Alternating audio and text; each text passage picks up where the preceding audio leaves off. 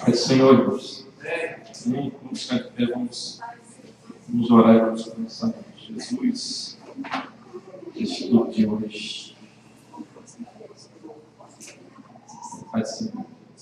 Amém. Glória a Deus. Santo Deus, nós glorificamos. Te agradecemos, a Deus, por esta noite, por estarmos aqui na tua casa, em tua presença. Deus nos limpa, nos lava, nos purifica, Pai, pelo poder que é no santo dia do Espírito do Filho, ó Deus. Que não haja, meu Deus, nenhuma condenação, que não haja, ó Deus, nenhuma separação, Senhor, nada que possa fazer barreira entre nós e Ti, Pai, para que a tua presença esteja no nosso meio, que nós possamos compreender a tua palavra, Senhor. Abençoa, Deus, aqueles que estão ainda caminho, abençoa o pastor Ricardo com as crianças, os adolescentes lá embaixo, Senhor, que cada pessoa seja aqui abençoada através do conhecimento da tua palavra. Em nome de Jesus, repreendemos todo o mal, Senhor, todo impedimento, Senhor, todo cansaço físico, mental. O Senhor renova o teu corpo, Senhor, porque a tua palavra é saúde para o corpo, em nome de Jesus. Amém. Graças a Deus. Amém. Nós vamos para o seu lugar e abrir a lição número 4, o mistério dos cavalos e seus cavaleiros. Nós comentamos alguma coisa sobre isso. Vamos ver um comentário mais do escritor da lição. O mistério dos cavalos e seus cavaleiros. Quantos irmãos não leu já leu essa lição? Todos já leram? Alguém não leu? E os irmãos leram o capítulo 7 do Apocalipse? Bem?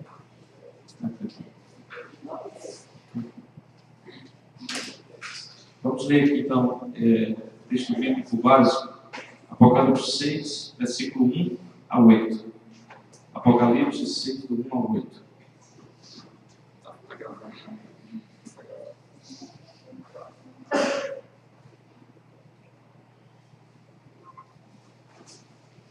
Vamos ler juntos? 1, 2, 3. E havendo o cordeiro aberto um dos selos, olhei e ouvi um dos 4 animais que dizia, como em voz de trovão: vem e vê. E olhei, e eis um cavalo branco, e o que estava sentado sobre ele tinha um arco, e foi-lhe dada uma coroa, e saiu vitorioso e para vencer. E havendo aberto o segundo selo, ouvi o segundo animal dizendo: vem e vê. E saiu outro cavalo vermelho, e ao que estava sentado sobre ele foi dado que tirasse a paz da terra, e que se matasse uns aos outros, e foi-lhe dada uma grande espada. E havendo aberto o terceiro selo, ouvi dizer ao terceiro animal: vem e vê. E olhei, e eis o cavalo preto, e o que sobre ele estava sentado tinha uma balança na mão. E ouvi uma voz do meio dos 4 animais que dizia: uma medida de trigo por um dinheiro, e 3 medidas de cevada por um dinheiro, e não danifiques o azeite e o vinho. E havendo aberto o 4º selo, ouvi a voz do 4º animal que dizia: vem e vê. E olhei, e eis o cavalo amarelo, e o que estava sentado sobre ele tinha por nome Morte, e o inferno seguia, e foi-lhes dado poder a matar a partes da terra, com a espada, com fome, e peste, e com as feras da terra. Amém. O mistério dos cavalos e seus cavaleiros. Nós já vimos na semana passada sobre esse capítulo, mas vamos ver aqui mais o que o escritor diz. O textual diz: quão insondáveis são os teus juízos, e quão inescrutáveis os teus caminhos. Romanos 11:33b. Subsídio para o estudo diário. Na segunda-feira, 1 João 2:18 ao 29. Em resumo, esta é a última hora, e o anticristo já está vindo. Terça-feira, Mateus 24:29 ao 25. Os poderes dos céus serão abalados, muitos sinais acontecerão. Na quarta-feira, Tiago 5:7 a 11. Sejam pacientes e perseverem, fortalecendo seus corações, pois a vinda do Senhor está próxima. Quinta-feira, Lucas 21, do 25 ao 36, o versículo 34 chama a atenção que diz: tenham cuidado para não sobrecarregar o coração de vocês de libertinagem, bebedeira e ansiedade da vida, e aquele dia venha sobre vós inesperadamente. Na sexta-feira, 1 Tessalonicenses 5, 1 a 11, abra sua Bíblia e vamos ler essas duas passagens aí, esse capítulo todo. 1 Tessalonicenses 5, do 1 a 11. Depois, 2 Tessalonicenses 2, do 1 ao 17. Vamos ler o capítulo todo. 1 Tessalonicenses 5, do 1 ao 11. E diz assim: amém, irmãos? 1 Tessalonicenses 5, do 1 ao 11, o capítulo todo. Diz assim, eu vou ler na NVI: irmãos, quanto aos tempos e épocas, não precisamos escrever, pois vocês mesmos sabem perfeitamente que o dia do Senhor virá como ladrão à noite. Quando disserem paz de segurança, a destruição virá sobre eles de repente, como as dores de parto da mulher grávida, e de modo nenhum escaparão. Mas vocês, irmãos, não estão nas trevas, para que esse dia os surpreenda como ladrão. Vocês todos são filhos da luz, filhos do dia. Não somos da noite, nem das trevas. Portanto, não durmamos como os demais, mas estejamos sóbrios, pois os que dormem, dormem de noite, e os que se embriagam, embriagam-se de noite. Nós, porém, que somos do dia, sejamos sóbrios, vestindo a couraça da fé e do amor, e o capacete da esperança da salvação. Porque Deus não nos destinou para a ira, mas para recebermos a salvação por meio de nosso Senhor Jesus Cristo. Ele morreu por nós, para que quer estejamos acordados, quer dormindo, vivamos unidos a Ele. Por isso, exortem-se e edifiquem-se uns aos outros, como de fato vocês estão fazendo. Paulo já sabia que nós estaremos aqui hoje estudando sobre isso. Vocês estão fazendo isso, isso é bom, façam sempre. Exortem-se e edifiquem-se uns aos outros. Ele vem falar nesse capítulo aqui que nós somos do dia, nós somos da luz e não das trevas. E depois ele diz que quer dormamos ou estejamos acordados, nós estaremos com Cristo, porque Ele não nos destinou para ira. Ele fala do dormir físico, normal, natural. Mas lá em cima ele fala sobre o sono espiritual, sobre as trevas espirituais, sobre a luz espiritual. E outro dia eu estava vendo o pastor falando, ele ensinando um programa, e ele dizia que o original de luz e trevas na Bíblia, luz o original, a palavra significa conhecimento, e trevas significa ignorância. Então, o filho da luz é aquele que sabe das coisas, sabe o que está acontecendo, o que está acontecendo e o que virá. O filho da luz, filhos da luz. E os filhos das trevas são aqueles que estão na ignorância do conhecimento ainda, que não conhecem as coisas, estão vendo as trevas, a treva é o normal da vida deles, eles acham que nada vai acontecer, mas é porque eles estão na ignorância, estão nas trevas do conhecimento. Nós somos filhos da luz porque a luz do conhecimento do Evangelho nos iluminou, a luz de Cristo. A luz de Cristo é justamente o conhecimento que Ele veio trazer para nós, a revelação da sua graça e do seu Evangelho, as suas boas novas, que o reino vai vir, que o reino já está próximo, que o reino já está dentro de nós. Então nós temos a luz porque temos o conhecimento, mas aí nós temos que ver o que nós fazemos com esse conhecimento. A cada dia, Paulo diz, sejam sóbrios, vigiem, tomem cuidado, continue investindo na couraça da fé e do amor, o capacete da salvação. Cuidado para o conhecimento não ser coberto pelas trevas novamente. A luz ser apagada pelas trevas. Para que nós possamos levar essa luz do conhecimento para aqueles que não têm entendimento. Amém, irmãos? Então você é filho da luz porque você recebeu o conhecimento que é em Cristo, que é no Evangelho, que é na Palavra de Deus. 2 Tessalonicenses 2, do 1 ao 17. 2 Tessalonicenses 2, do 1 ao 17.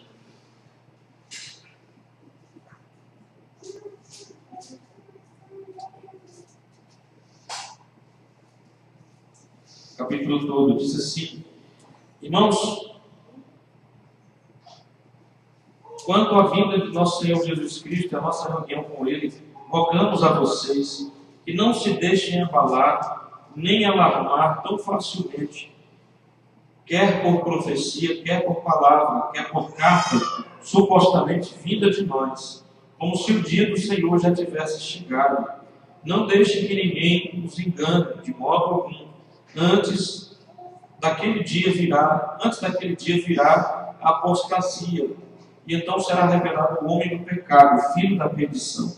Este se opõe e se exalta acima de tudo que se chama Deus ou é objeto de adoração, chegando até a assentar-se no santuário de Deus, proclamando que Ele mesmo é Deus.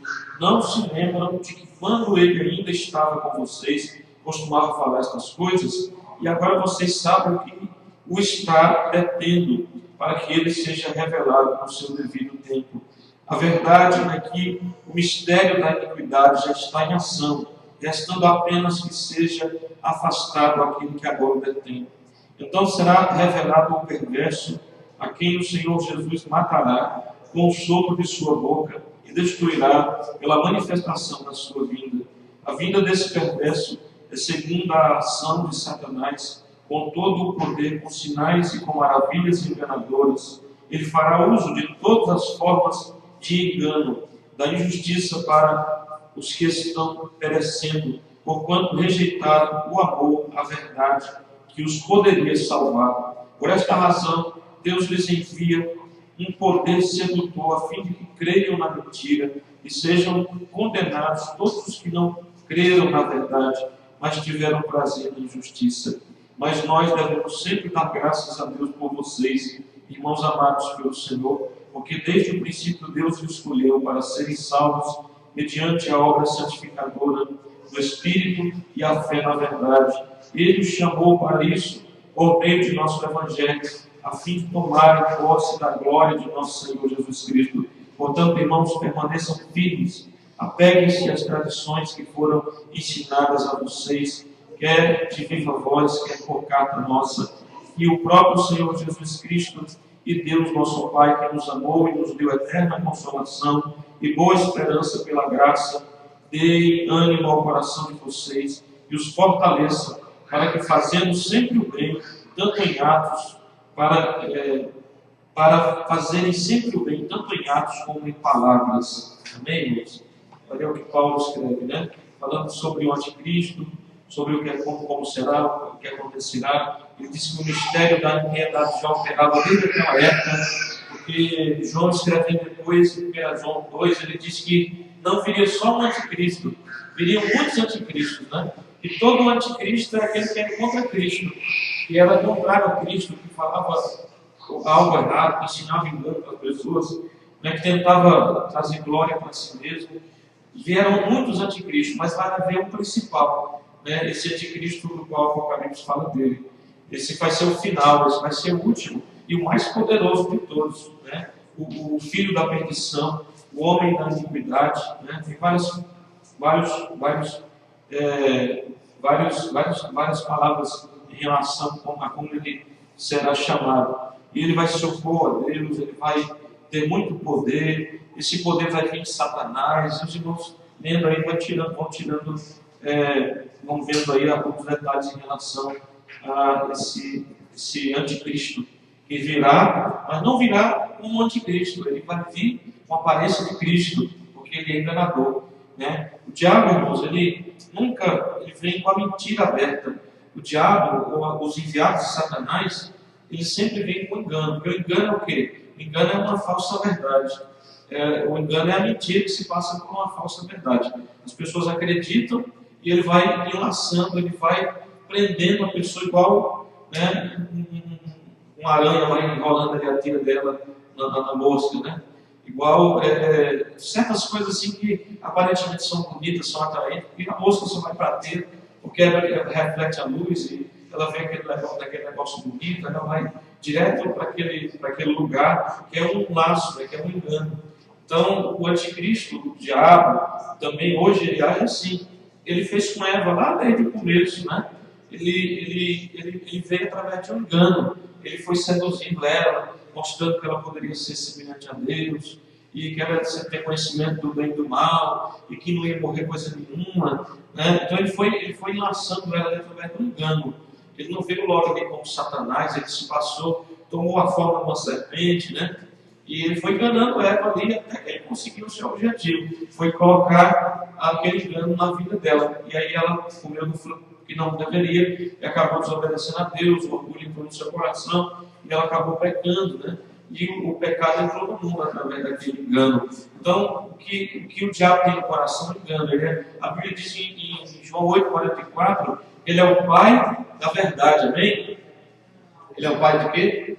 Da mentira, né? Mas ele nunca vem com essa mentira aberta. Então, cuidado, porque o diabo ele é esperto, ele não é bobo. Ele tem, a Bíblia diz que Paulo, escrevendo sobre ele, diz que não devemos ignorar os seus ardis, né? ou as suas ciladas, as suas maquinações, né? Porque ele é muito esperto, ele sabe fazer a coisa de um jeito que a mentira não parece mentira. Ele sabe fazer a coisa de um jeito que aquilo parece até uma coisa que vai nos beneficiar, ou até vai nos fazer agradar a Deus, fazer algo que Deus vai se agradar de nós, mas é um tremendo engano que ele coloca no coração da pessoa, né? E aquele engano é a mentira dele, disfarçada de uma verdade. Então a gente tem que ter muito cuidado, porque o diabo ele trabalha desse jeito, através do engano. E a Bíblia diz que porque eles não amaram a verdade, Deus vai permitir a operação do engano na vida deles, eles vão ser seduzidos pelo engano, e vão ser condenados pelo engano, porque rejeitaram a verdade que por quase 2000 anos já está sendo trazida através do Evangelho, através da Igreja do Senhor, dos cristãos, né, da Bíblia, do Espírito Santo, está sendo manifestado ao mundo. Só que o mundo rejeita a verdade. O mundo prefere a maldade, prefere a perversidade, prefere o pecado, né? Aí Deus vai, uma hora, ele vai dar um basta, a graça vai acabar. E ele vai dizer agora, então, já que vocês querem engano, então eu vou deixar o pai do engano agir livremente no mundo. E vocês vão ser enredados, enganados, e vocês vão perecer, porque rejeitaram a verdade e amaram o engano, e amaram a mentira, né?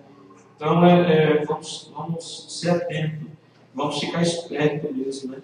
Porque o engano é muito parecido com a verdade, né? A gente tem que ter cuidado. O objetivo principal dessa lição é entender o significado das revelações expostas, crer na palavra de Deus sem reservas e reconhecer que o assunto requer fé, pois trata de coisas futuras, né?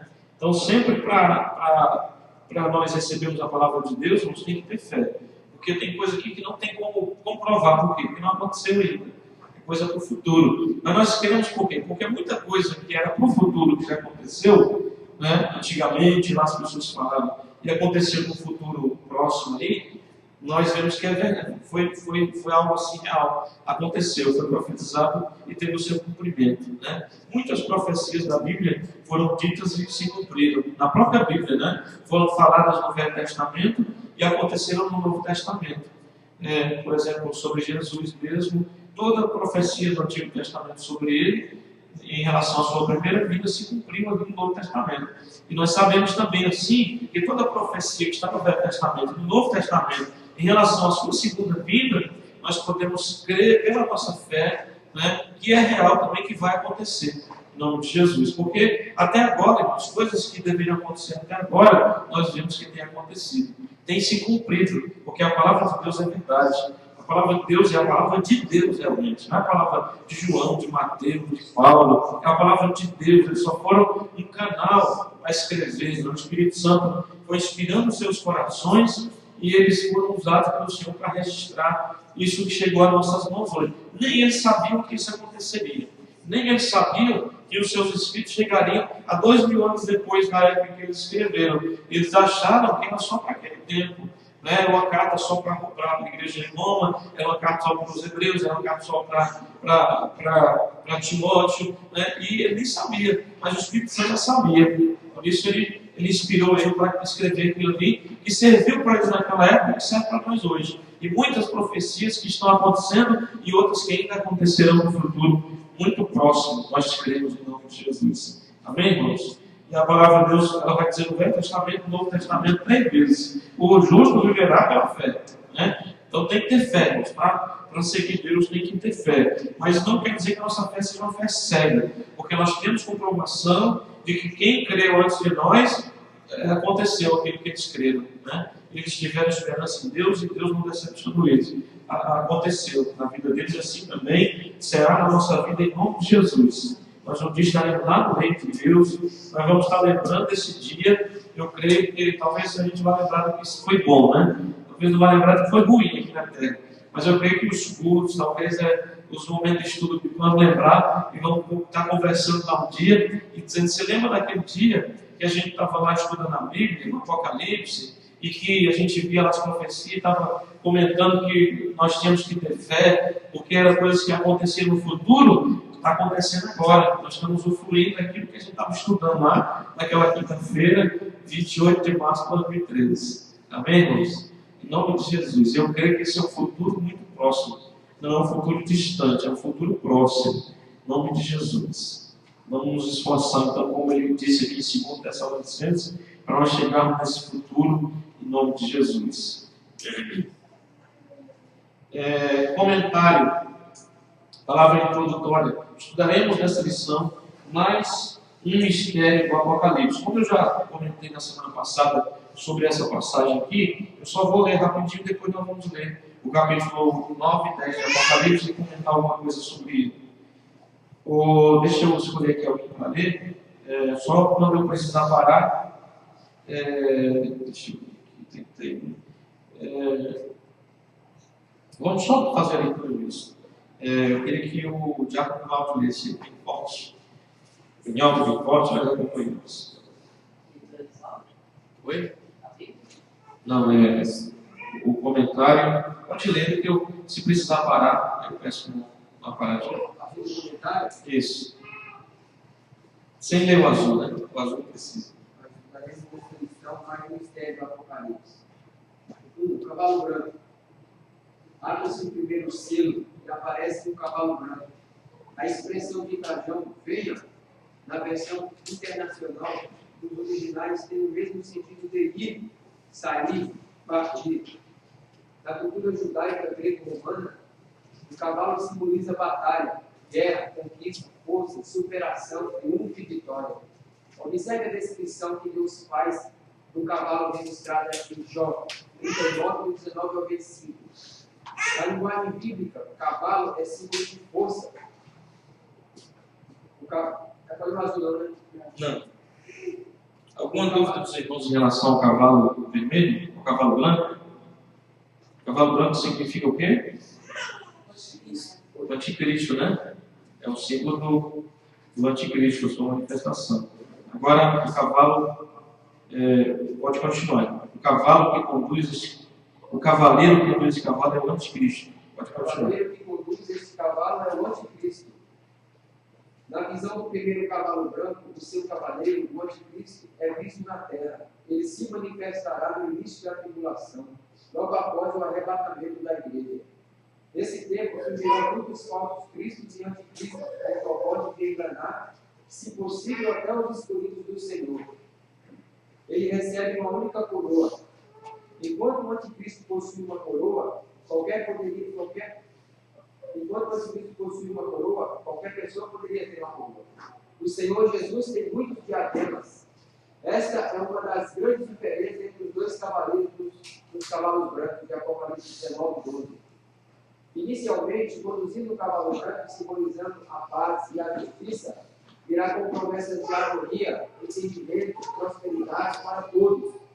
Ele levantará o direito dos direitos humanos, igualdade e privilégios para todos. Entretanto, logo ele demonstrará o perfil do seu caráter hostil, que a Bíblia registra como egoísta, avarento, presunçoso, soberbo, cruel, profano, caluniador, hipócrita, mentiroso, sem afeto natural. Amém. Os irmãos entenderam aí? Quem é esse cavaleiro do cavalo branco de Apocalipse 6? Ele é o anticristo. O cavalo branco significa o quê? Simboliza principalmente o quê? O branco. Paz, né? Paz, equilíbrio, igualdade, como diz aqui, direitos humanos. Ele vem trazendo essas bandeiras aí. É por isso que ele vem com engano, né? Ele não vem como anticristo, ele vem como um Cristo para dar solução para o mundo, para resolver o problema das pessoas. Então ele vem dessa forma para enganar, para conseguir enredar todo mundo. Depois que ele consegue envolver todo mundo, aí ele mostra quem realmente ele é. Né? Que ele não interessa dele não é beneficiar ninguém.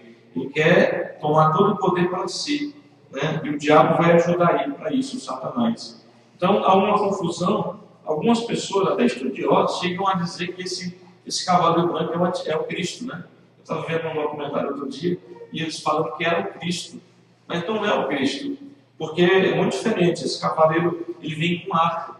E em Apocalipse 19 diz que Jesus vem com espada, que sai da sua boca. Né? Esse cavaleiro ele tem uma coroa. E Jesus, em Apocalipse 19, que é Jesus, ele tem várias coroas. Ela, em algumas versões, é chamada de diadema. Mas é aquelas coroas que é tipo um diadema. Né? Então ele tem várias coroas na sua cabeça. É como diz aqui, qualquer coroa, qualquer rei da terra, ele tem uma coroa. Uma coroa que simboliza o poder, uma autoridade. E Jesus tem várias coroas, porque, como está escrito na sua coxa, na roupa, né? Rei dos reis e Senhor dos senhores. Por isso ele tem várias coroas. Então ele é o rei sobre os reis e Senhor sobre todos os senhores. Então, não confunda o cavalo branco de Apocalipse 6 com o cavalo branco de Apocalipse 19. O do capítulo 6 é o anticristo. O do capítulo 19 é Jesus Cristo, né? Vindo no seu poder e na sua glória. Amém? O cavalo vermelho, Apocalipse 6,4. Pode ler. Deixa eu ler só aqui um comentário. No azul diz assim: o cavaleiro que aparece em Apocalipse 19 abençoa o bendito do Senhor Jesus, o leão da tribo de Judá que venceu e abriu o livro com seus selos. O autor está certo aqui. E depois, aí vamos assim, vamos continuar aqui agora. Pode continuar. O cavalo vermelho. A cor de cada cavalo simboliza a missão do personagem que o conduz. Vermelha é a cor do sangue, portanto, segundo o cavalo representa a guerra. O segundo cavalo representa a guerra que trará grande destruição.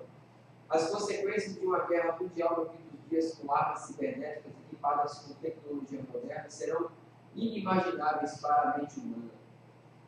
Uma guerra universal sem precedentes. Uma guerra sem precedentes como nunca houve, sacudirá toda a terra. Os povos do mundo inteiro perplexos não saberão o que fazer. Eis a profecia do Senhor. Primeiro objetivo, tirar a paz da terra. A paz prometida e garantida pelo anticristo começa a desaparecer do mundo inteiro quando entra em cena o cavalo vermelho e o seu cavaleiro. A nação de Israel, que fez aliança com o anticristo, será um dos primeiros alvos do sanguinário personagem do cavalo vermelho. Israel faz uma aliança com o anticristo que se declara o rei da paz. O anticristo é o líder supremo, o governante de todo o mundo. O governante que promete defender os judeus, não permitindo que nenhuma nação, povo ou raça toque nos filhos de Abraão. Quanto mais nos aproximamos do fim, pouco a pouco a paz se ausenta da vida da humanidade. A grande espada e as suas consequências. Enquanto a potestade do cavalo branco proclama a paz, a do cavalo vermelho maneja a espada, matando a todos que estiverem em seu caminho. Assim como ocorreu no centro de Judá no tempo do rei Josafá, em que as pessoas se destruíram entre si, acontecerá em escala universal nos dias proféticos do cavalo vermelho. Amém. Então o cavalo vermelho é o cavalo da guerra, né? Como eu disse aqui para o irmão, nós temos o capítulo 6, que vai ser, seria a terceira guerra mundial. Só que as outras duas não tem nada a ver com essa guerra, né? Não se compara, vai ser uma guerra mundial de verdade.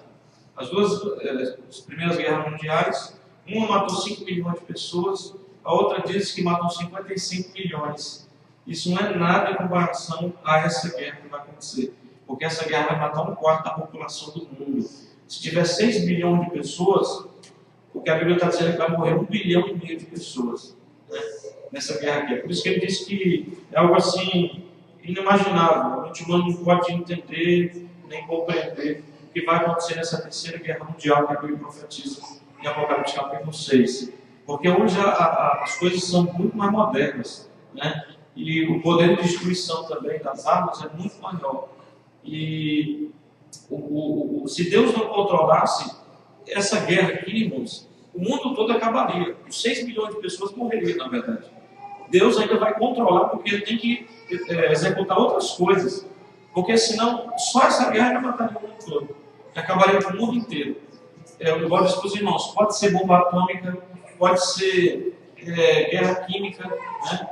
Pode ser através de um vírus aí que seja lançado e esse vírus se espalhe no mundo todo, de uma semana para outra, porque é possível hoje, né? Um vírus ele pode alcançar o mundo todo em poucos dias, se for um vírus que se multiplique muito, né? Então, tem várias maneiras hoje dessa guerra acontecer e chegar a matar um quarto da população do mundo.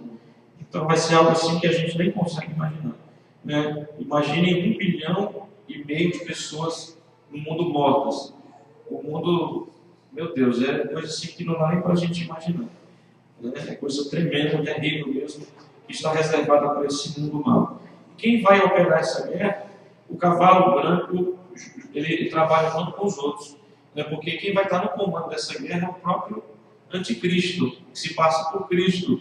E talvez vá dizer assim, a gente tem que guerrear para ter paz. Né? Então quem não quiser submeter a ele vai declarar guerra, igual os Estados Unidos, né? Não, a gente tem que fazer a guerra para ter a paz. Tem que fazer a guerra no Iraque, no Kuwait, no Afeganistão. A gente primeiro tem que matar um monte de gente para depois proporcionar a paz para os que ficarem vivos, né? Mas o interesse por trás é o petróleo e é tudo mais que a gente sabe. E não estão fazendo nada de bom para ninguém. Agora a gente viu lá no Iraque, em um dia, 2 dias, eles despejaram 700 bombas, 700 mísseis daqueles enormes, né? Aqueles mísseis terríveis lá que destruíram a cidade quase que inteira em 2 dias. Então, esse anticristo, quando ele se manifestar, e junto com a guerra, com o cavalo vermelho, ele vai fazer paz com Israel, vai fazer uma aliança de paz. Já está profetizado desde o tempo de Daniel, profecia do Velho Testamento que não se cumpriram. Daniel 9, 27, já fala sobre esse anticristo lá no final, e essa aliança que a nação de Israel vai fazer com ele. Eles vão pensar que ele é o Cristo deles, porque até hoje eles acham que Cristo não veio. Nós estamos esperando a segunda vida, eles estão esperando a primeira. E esse anticristo, eles vão receber, vão acolher, de braço aberto como se fosse o Cristo. E vão fazer aliança com ele, e por um tempo ele vai dizer que defende Israel, que ele vai se adorar pelo povo de Israel e tudo mais, mas depois ele vai mostrar que o intuito dele é destruir Israel também, assim como outras classes de pessoas. Né? Pode continuar, irmão. Cavalo preto. Cavalo preto. Já sabemos que o livro profético do Apocalipse é o livro do juízo. Neste tempo de juízo, Deus estará acertando contas com Israel. A esposa do Cordeiro, a igreja, não passará por este juízo. Na abertura do terceiro selo, surge o cavalo preto, e mais um instrumento de juízo que cumprirá o seu papel nos dias finais. As pessoas ímpias serão confrontadas com este cavalo profético, que simboliza a fome que assolará o mundo inteiro durante a grande tribulação. A mensagem profética da balança. A balança nas mãos da potestade que conduz o cavalo preto, profeticamente indica juízo, peso, medida, julgamento e justiça. Essa balança estará focada na comida, instinto e necessidade básica de todo ser humano. Crise econômica sem paralelo. No quadro profético dos dias finais, o segundo cavalo vermelho faz um intervalo em sua ação destruidora para o surgimento do cavalo preto, que representa a fome avassaladora que atingirá grandes e pequenos. A guerra no tempo do fim, com as armas de aniquilamento em massa, destruirá todas as fontes de produção, lavouras e gêneros alimentícios. A pobreza, a miséria, a escassez dos alimentos, doenças que sobrevirão com a falta de vitaminas e proteínas, caudarão a maior catástrofe jamais vivida pelo ser humano. carestia, inflação e subnutrição. A crise econômica global refletirá na elevação dos preços dos alimentos, especialmente da cevada, que na Bíblia é indicada como a comida dos pobres. Como em todas as crises econômicas, as maiores vítimas são os pobres. O azeite e o vinho serão preservados por se tratar de alimentos consumidos por pessoas com maiores recursos financeiros. Amém.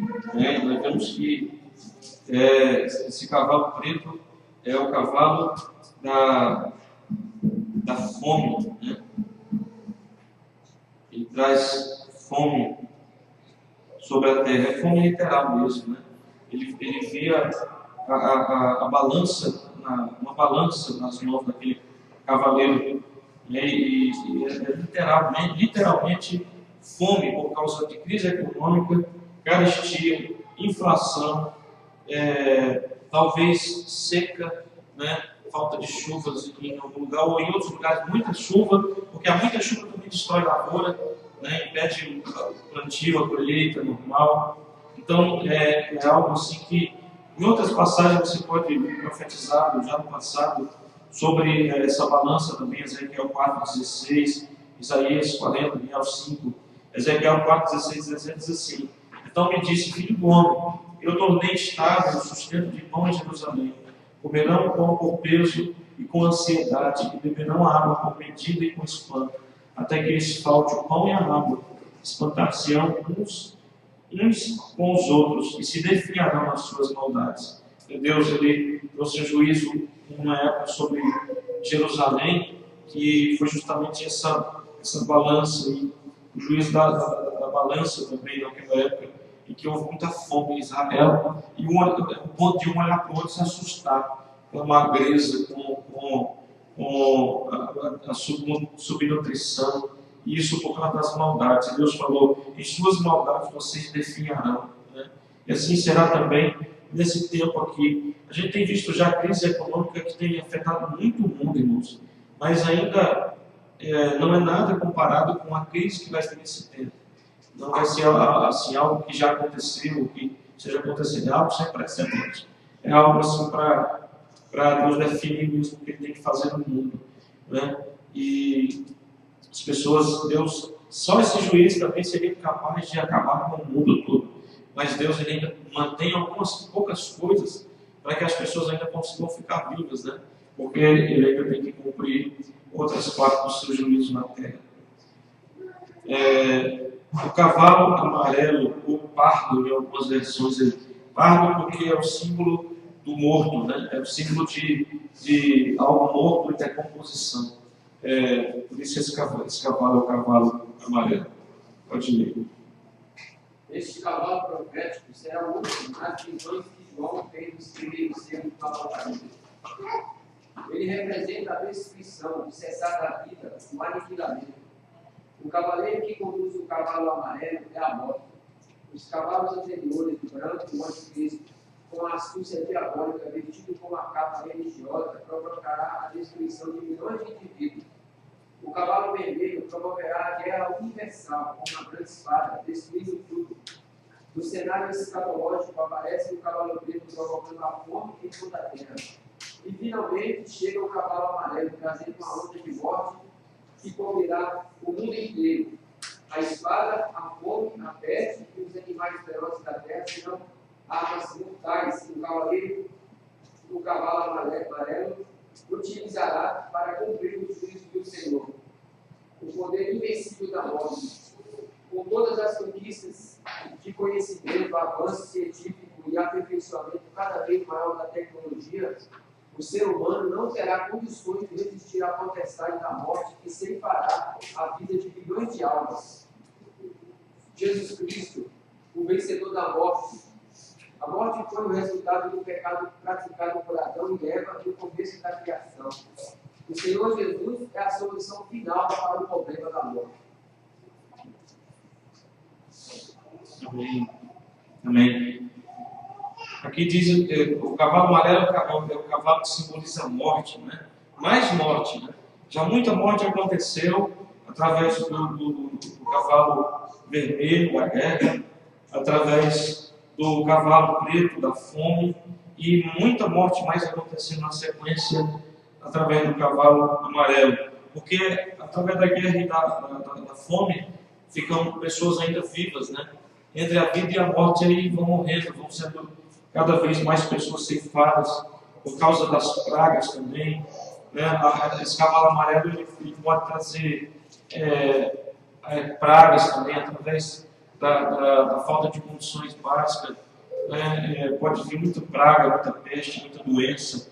Então, ele é um símbolo de pessoas morrendo, de pessoas morrendo pela fome, pessoas vivas, mas morrendo, né?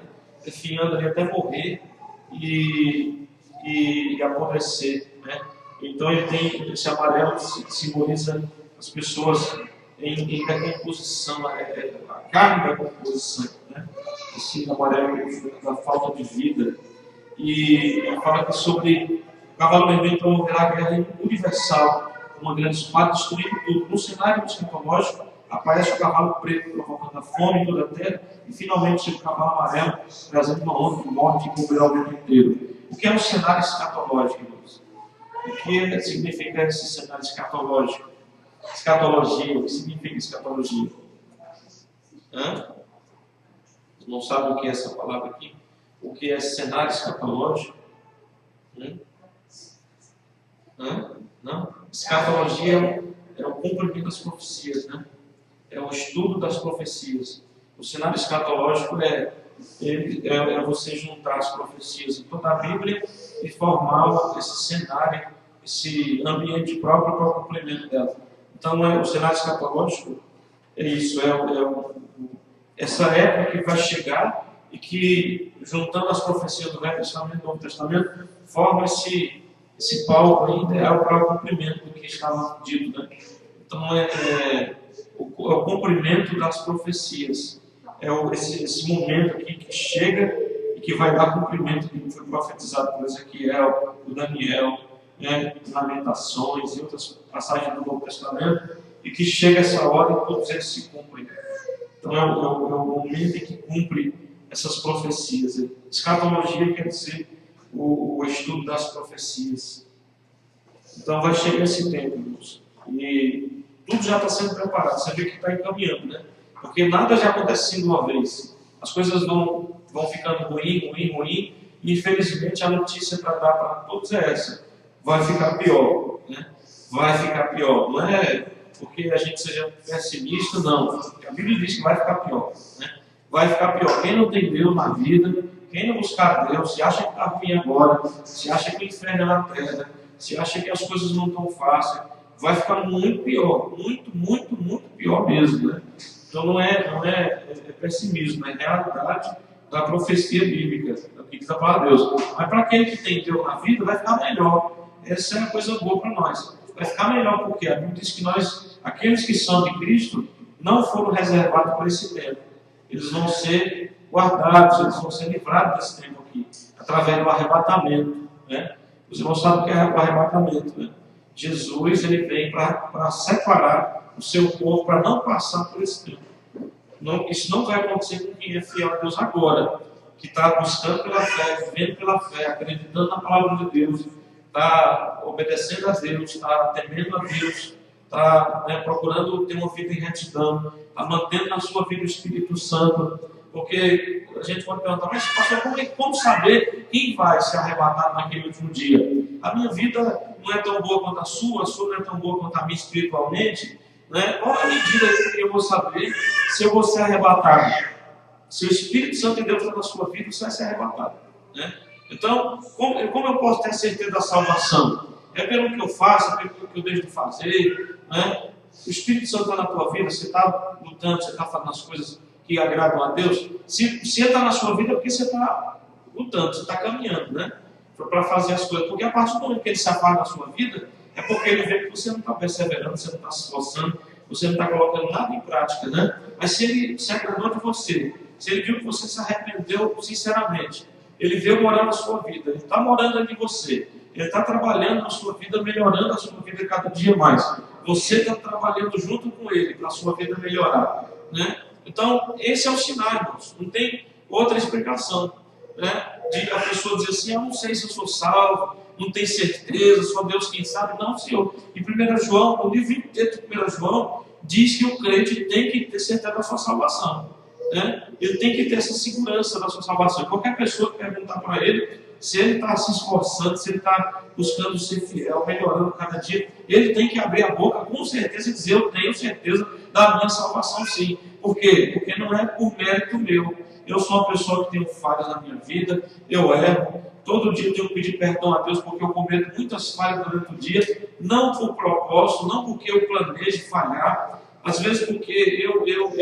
eu falho em não fazer melhor, né? Mas o Espírito Santo está na minha vida porque eu sou sincero, eu sou fiel, eu estou tentando buscar Deus, eu estou buscando melhorar, cada dia eu tento não fazer uma coisa errada, eu estou perseverando, estou colocando a palavra em prática na minha vida, estou buscando a palavra, estou orando, estou jejuando, estou indo na igreja, né? Então essa caminhada nossa, irmãos, se o Espírito Santo de Deus está dentro da sua vida, você tem certeza disso, então esse é o sinal, porque quando o Espírito Santo, quando o Senhor vier buscar a sua igreja, o que vai identificar quem vai é quem tem o Espírito Santo, porque como nós lemos no 2 Tessalonicenses 2, ele só está esperando que o impede ser retirado, e você vai ver no contexto lá que está falando sobre a igreja e sobre o Espírito Santo na igreja, né?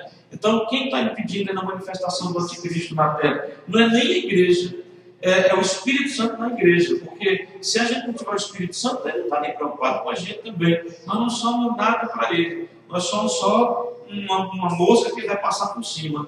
Mas ele olha para a igreja e vê o Espírito Santo na igreja. Então ele não pode se manifestar, está determinado por Deus isso, enquanto a igreja estiver na terra. E a igreja só está na terra enquanto o Espírito Santo estiver na terra. Porque nesse tempo o Espírito Santo não estará. Então, o que identifica alguém que vai ser arrebatado? É a presença do Espírito Santo na vida dele. Se o Espírito Santo está na tua vida, pode ter certeza, você é salvo e você vai ser arrebatado quando Jesus voltar. Agora, se o Espírito Santo já se entristeceu e saiu da sua vida, aí, irmão, aí pode se preparar para ficar. Pode se preparar para vivenciar tudo isso aqui, né? Então, por isso que a Bíblia sempre está dizendo, não entristeça o Espírito Santo, não deixe o Espírito Santo se afastar da tua vida, não perca o Espírito Santo porque ele é o selo, ele é a marca da redenção, ele é a garantia da redenção, né? E a redenção é o quê? Justamente isso, é a gente ser arrebatado, é nos encontrarmos um dia com Cristo, sermos levados para a glória, um dia voltar para reinar com Ele, com todo o reino que Ele vai estabelecer sobre todas as coisas. Então, para você saber se você é uma pessoa salva, se você é uma pessoa que vai ser arrebatada quando Jesus voltar, é saber se o Espírito Santo está na sua vida. Se ele está na sua vida, se você está buscando, e se ele só vai estar se você está procurando fazer o que agrada a Deus, né? Porque senão, não, é duvidoso se ele está na vida de alguém que não esteja agradando a Deus, né?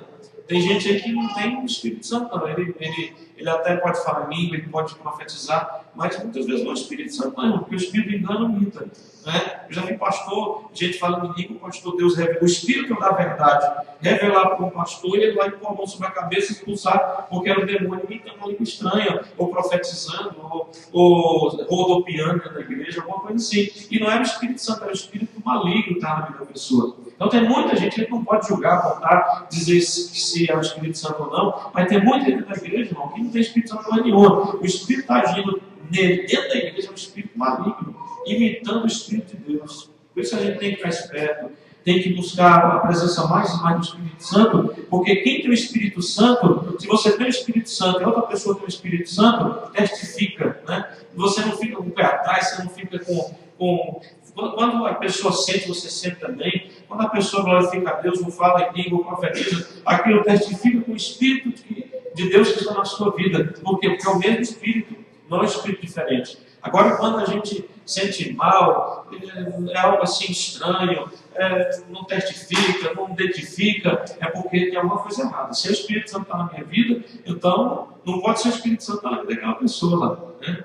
Se eu sei da minha vida por Deus, eu vou ter a certeza que é o Espírito Santo em mim. Agora no outro aí eu fico meio com o pé atrás e é duvidoso. E já teve gente, irmão, na igreja que eu orei e disse, Senhor, se aquela pessoa não está sendo usada pelo Espírito Santo, Senhor, olha, no culto hoje não deixa haver nenhuma manifestação na vida dela.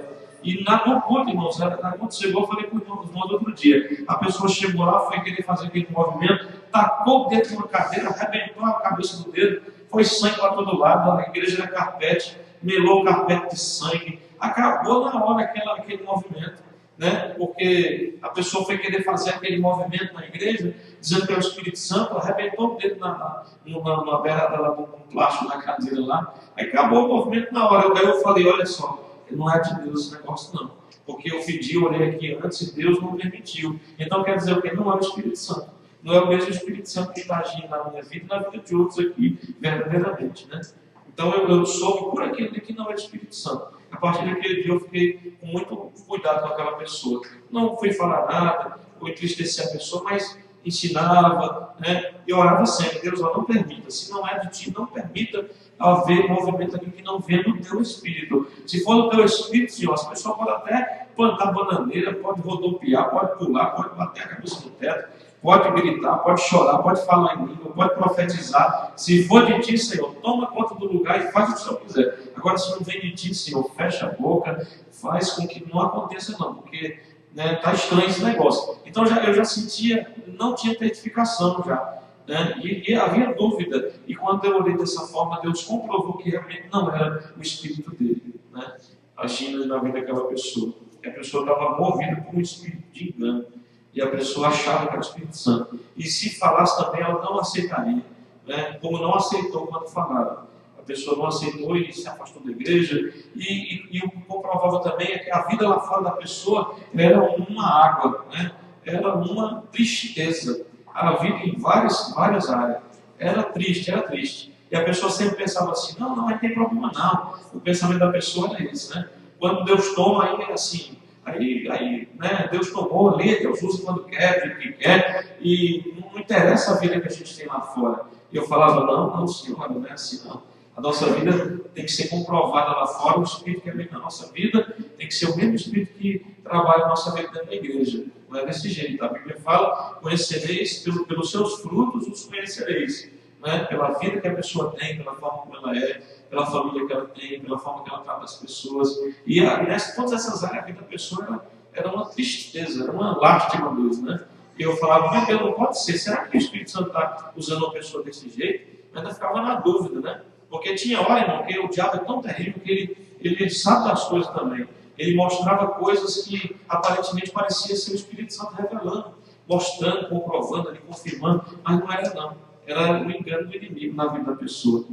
Então, graças a Deus, Deus não nos deixa enganados. E você pode ter certeza da salvação, né? Você tem o Espírito Santo, está mantendo ele na sua vida, não está entristecendo ele, não está fazendo por onde ele se afastar, mas está buscando ele se aproximar mais, encher mais a sua vida, selar mais você ainda como propriedade exclusiva de Deus, né? Então, naquele dia, quando ele vier arrebatar a igreja, pode ter certeza, um anjo vai passar, um piscar de olhos, e vai levar você para se encontrar com o Senhor nos ares.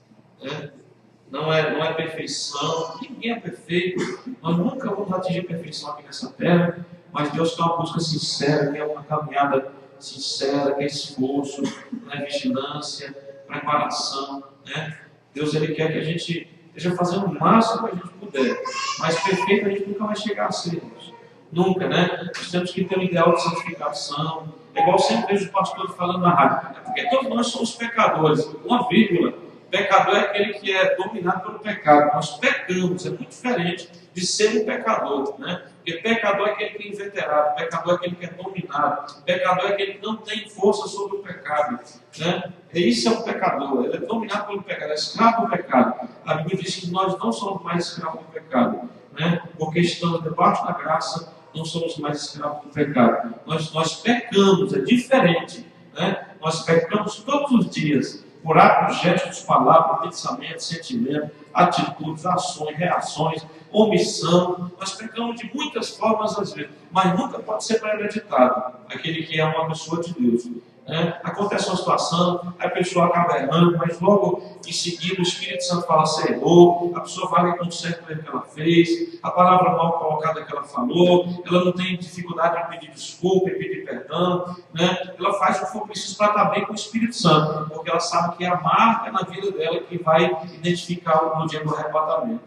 Então, nós pecamos sim, pecamos em muitas coisas ainda.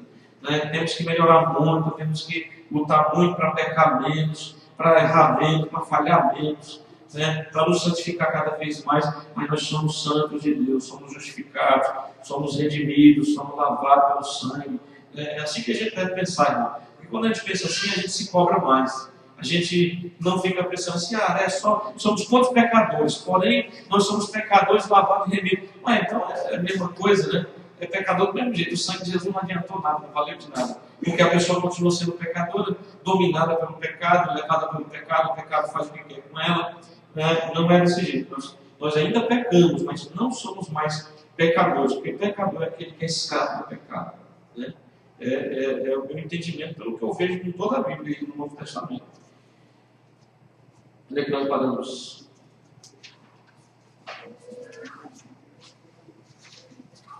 Paramos no final, né? Aqui no finalzinho, na conclusão, diz assim, no 4.2, Jesus Cristo, o vencedor da morte. A morte foi o resultado do pecado praticado por Adão e Eva no começo da criação. O Senhor Jesus é a solução final para o problema da morte. Graças a Deus. E a Bíblia diz que, em 1 Coríntios 5:17, que nós somos novas criaturas. Né? Então quer dizer o quê? A vida velha ficou para trás. A Bíblia fala que Ele lançou os nossos pecados no mar do esquecimento. Por quê? Justamente porque aquela pessoa velha morreu. Né? Morreu e foi aniquilada aquela velha vida do escravo do pecado. E agora é o justo Cristo. É o justificado pela graça de Deus. Né? É o santificado, é o santo, como os apóstolos vão escrevendo para as igrejas, sempre vão dizendo, olha, os santos que estão em tal lugar. Então, graças a Deus, porque Jesus ele trouxe solução para a nossa vida. Conclusão, o livro do Apocalipse contém 7 bem-aventuranças, felicidades para as pessoas que fielmente servem ao Senhor. A primeira destina-se aos que leem, aos que ouvem e aos que guardam as palavras proféticas deste livro. Porque o tempo está próximo, o tempo do fim, o princípio das dores de parto que a Bíblia menciona. Né? Então, graças a Deus, lá no começo do capítulo 1, ele já fala sobre a primeira bem-aventurança, ou seja, mais do que feliz. Né?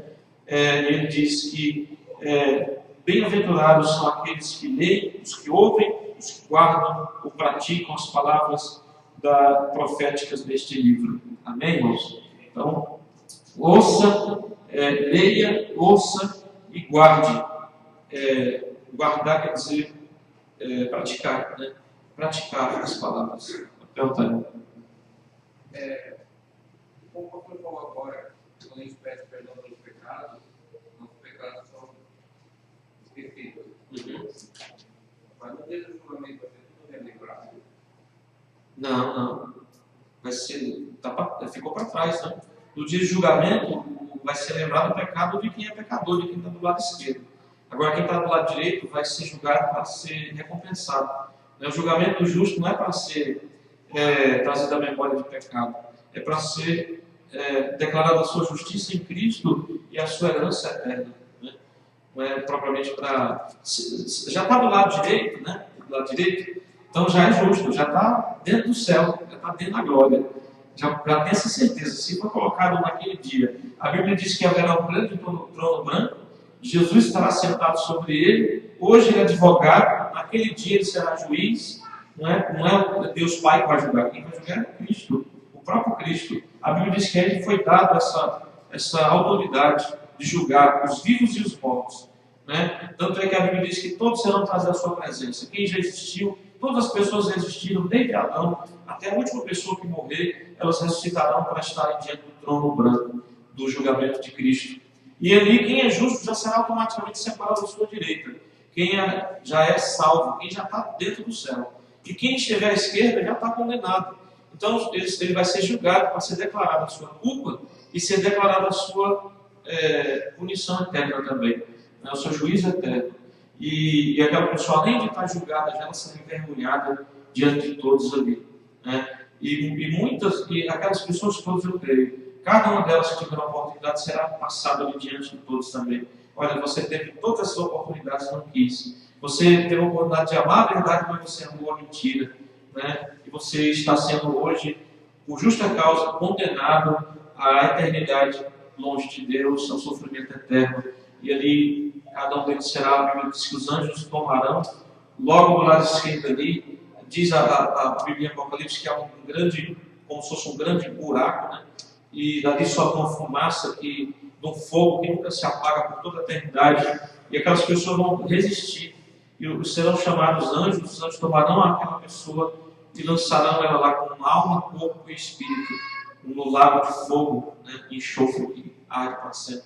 E aquela pessoa será lançada à força, ela ainda, pelo que a Bíblia diz, não vão oferecer resistência, talvez clamando, lamentando, dizendo, não, por favor, clemente, misericórdia, me dê mais uma chance de fazer a coisa certa. E o Senhor dirá, eu creio que, não com nenhum tipo de satisfação, mas com muita tristeza, apartai-vos de mim, né? Vocês não me conheceram, vocês não me amaram, vocês não me quiseram, vocês não têm parte mais comigo.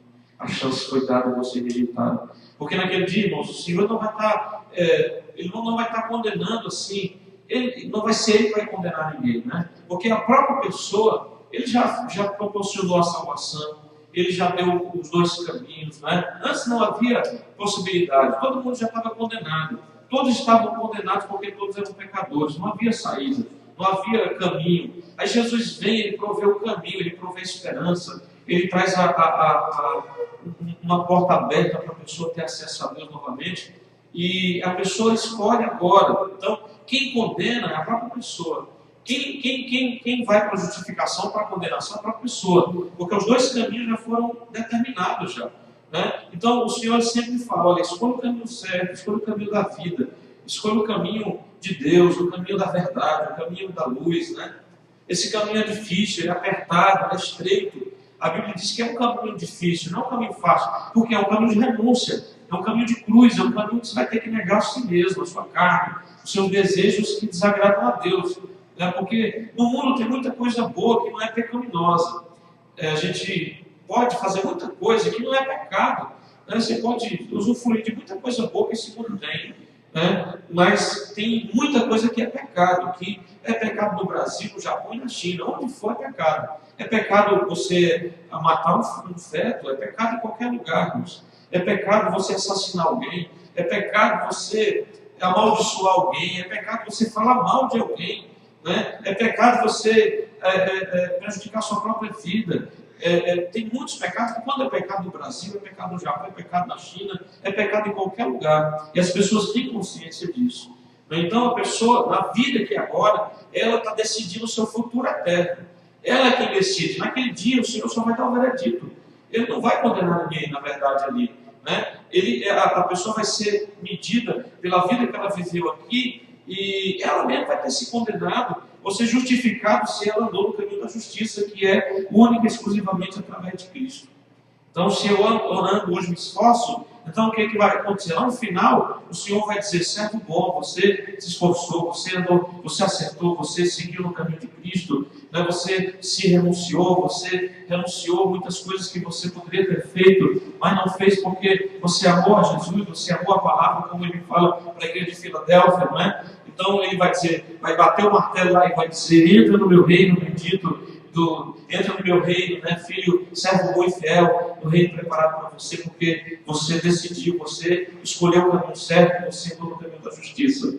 Agora os outros, o Senhor vai ter que bater o martelo também e dizer, olha, infelizmente, como juiz, eu não posso passar por cima da lei, você escolheu o seu caminho, você fez a sua vida da sua forma, você excluiu Deus da sua vida, você excluiu Deus da sua família, você quis seguir o teu próprio curso e você mesmo se condenou, e eu vou dar um veredito aqui, você está condenado, você não tem parte no reino de Deus, né? Porque a pessoa mesmo é quem escolhe o caminho agora, só que a opção é só duas, amém? Quando Jesus contou a parábola do joio e do trigo, baseava nisso aí também, né? A parábola do joio e do trigo já fala mais da igreja, né? Fala mais, não seria nem tanto o mundo, é mais aqueles que parecem ser povo de Deus e aqueles que realmente são povo de Deus, né? Então ele vai fazer esse julgamento dentro da igreja. Já é um outro, seria isso aí no tempo do arrebatamento, né? Onde o Senhor vai recolher o trigo, o verdadeiro trigo, e o que é joio vai ficar para trás, o que parece trigo, né? porque é a vida de engano, né? Porque o joio, aquela semente de joio que foi semeada, era muito parecida com o trigo. Por isso que o Senhor, daquela plantação, disse: vamos deixar crescer, porque quando eles crescerem e tiver no tempo da colheita, aí sim a gente vai poder com facilidade saber diferenciar o trigo do joio. Mas no tempo do crescimento eles são muito parecidos, né? Aí é o que vai acontecer dentro da igreja, né? A parada do trigo e do joio é mais algo assim, essa separação dentro da igreja. Não seria nem tanto do mundo e da igreja, né? Não, Adriano, então. E uma pessoa que tem uma vida reta, sempre tem uma vida reta com Deus, no último momento ele morre. Aí ele perde toda a justiça, né? Como segundo a Bíblia, ele perde toda a sua justiça. Se ele, depende do pecado que ele cometeu, um pecado premeditado, um pecado que ele planejou, que ele fez, ele achou que ia ter tempo para se justificar, e de repente ele pecou, adulterou, prostituiu, roubou, né? Matou alguém, sei lá, ele premeditou aquilo lá. Ele falou assim: não, eu tenho tempo ainda, então eu vou lá, faço e depois eu peço perdão a Deus, porque Deus é clemente, é misericordioso, ele vai me perdoar. Aí de repente ele peca, né? Ele faz aquilo que ele planejou, né? Deliberadamente, e de repente ele morre sem ter tempo de ter o perdão de Deus. Ele perdeu a sua salvação. Ele está perdido, né, para a eternidade, porque a Bíblia diz que toda a sua justiça ela se perde junto com aquele pecado que ele cometeu premeditadamente, né? Então Ezequiel 3, Ezequiel 33 fala sobre isso, né? E outras passagens da Bíblia também que falam sobre aqueles que deliberadamente premeditam, pecam e acabam perdendo a graça de Deus. Ao contrário, tem o caso do ladrão da cruz, né? Ao contrário, tem também o contrário. A pessoa às vezes peca até o fim da vida, chega ali no final da vida, cai em si, pede perdão, se arrepende sinceramente, né? Reconhece todos eles que cometeu. Porque não adianta só no final da vida também a gente ir lá, fazer o apelo para a pessoa, né? Falar para Jesus e tal, falar do que ela tem que se arrepender. Nem se a gente chegar lá e falar, mas se ela não tomar aquela atitude, não adianta também, né? Ela tem que ter, a pessoa que está ali naquela situação tem que ter aquela atitude, reconhecer os seus erros, se arrepender diante de Deus de todo o coração, e mesmo que seja os últimos minutos dela, Deus pode salvar sim, né? Deus pode fazer com que naqueles últimos minutos toda a injustiça dela seja apagada pelo sangue de Jesus e ela possa ter acesso à salvação do céu, né? Só que não vai ter recompensa para receber, não.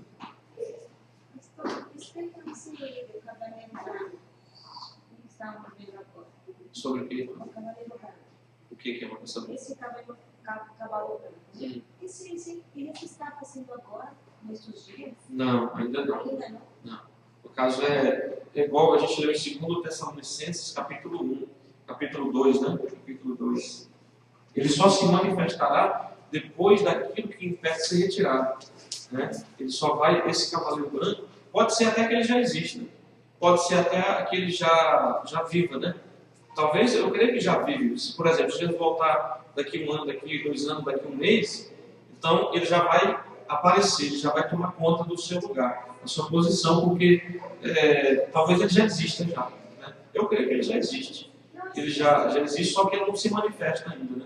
Ele não pode, ele ainda não tem o poder que ele vai ter, ele ainda não é quem ele vai ser, né? Talvez ele já exista, mas ele ainda não é essa pessoa que ele vai ser nesse tempo. Mas então, porque isso que tem uma capa, né? Aí eu estava vendo agora no jornal, não sei se o pastor assistiu, aquele do Papa aqui da Argentina, né? Ele já não quer mais segurança, agora ele está lavando os pés. Ele está tipo, parecido como Cristo na dúvida, né? Aí veio esse, será que é esse? Mas o anticristo, muita gente diz assim, é o Papa, desde a antiguidade, né? Mas o Papa ele é um líder religioso. Se for um líder religioso como o Papa, uma pessoa dessas aí muito importante do mundo, talvez até um dos crentes também pode ser, porque vai existir uma trindade satânica, né? Vai existir o anticristo, pelo que a Bíblia fala, ele vai ser um líder político, né? Ele não vai ser um líder religioso, ele vai ser um líder político. Aí ele vai ter a ajuda de um líder religioso que vai ser o segundo, né? Vai ser a Bíblia fala sobre as bestas, né? Então vai ter essa besta que é o anticristo, e vai ter outra besta que é um falso profeta. Então esse falso profeta, aí sim, ele vai ser um líder religioso. Porque o anticristo ele vai tentar reunir o poder político das nações, e esse falso profeta que vai ser o parceiro dele, ele vai reunir o poder religioso das nações, centralizar a adoração no anticristo, né, que vai ser, no começo vai ser um líder político e depois vai ser um Deus, né? Ele vai se colocar na posição de Deus. Aí esse falso profeta, que é um líder religioso, ele vai dominar sobre as religiões. Mas o anticristo em si mesmo, pelo que a Bíblia fala, ele é um líder político, né? Não seria um líder religioso. Então eu não creio que seja o Papa, o padre, o pastor, ou o Dalai Lama, como falaram, né? Aquele lá do Tibete, né? O líder lá. Então eu creio que esses aí, se for um desses que vai ser o parceiro do anticristo, vai ser um líder religioso. Não esse anticristo mesmo, o líder político, né? Bem, a gente vai terminar aqui, irmãos, para acompanhar mais a lição. A gente lê semana que vem os capítulos da Bíblia. Não tem pressa, a gente vai devagar e vai tentando entender melhor as coisas, né? Aí os irmãos leem em casa a lição e a gente passa mais rapidinho aqui, vamos mais nos detalhes. E algum versículo que os irmãos marcarem que lerem para entender, traz para a gente tentar entender, né? Para a gente tentar explicar, seja no Velho Testamento, no Novo, sobre o que fala em relação a esse tempo aqui do Apocalipse. No capítulo, a gente lê hoje o capítulo 9 e 10, que fala sobre a quinta trombeta e o anjo e o livro que foi dado a João, né, para aquele começo. Então, os irmãos continuam lendo aí, não tem pressa, vai lendo, né? Durante a semana já leu 9 ou 10, leu 11 ou 12, 13 ou 14, leu o resto do Apocalipse todo logo, né?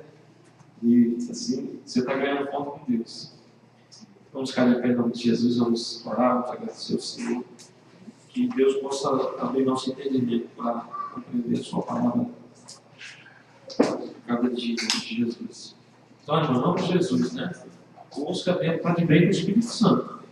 Porque se o arrebatamento acontecer a qualquer momento, vai ser a identificação, né? A Bíblia diz que vai ser tudo um piscar de olhos, né? Um abrir e fechar de olhos. Ou seja, vai ter uma marca, tem a identificação. Igual a gente estava vendo outro dia, né? Os 144 mil selados, eles têm um selo especial lá. Aí depois tem a multidão, tem os que ficaram vivos, que são selados também. Cada um tem um selo. A igreja tem um selo hoje também, né? Esse selo na igreja hoje, o sangue de Cristo é o que limpa, né? Mas o selo mesmo na nossa vida é a presença do Espírito Santo, constante na nossa vida, né? Ele agindo, trabalhando, ele satisfeito, ele estando feliz com a gente. O Espírito Santo também sabe que nem o crente é perfeito, mas ele vê assim a dedicação, a busca, a perseverança. Então, com certeza ele fica satisfeito, feliz, ele vê a sua comunhão com ele, né? Então, não deixe ele triste, né? Talvez o Espírito Santo, em muitas pessoas, ele ainda está ali, mas está quase saindo. E ele muitas vezes está triste, né? Ele está decepcionado, triste às vezes com pessoas e fazendo de tudo para não se afastar. Mas tem uma hora que ele fala, não, realmente a pessoa não me quer, ela está fazendo por onde eu me afastar da vida dela.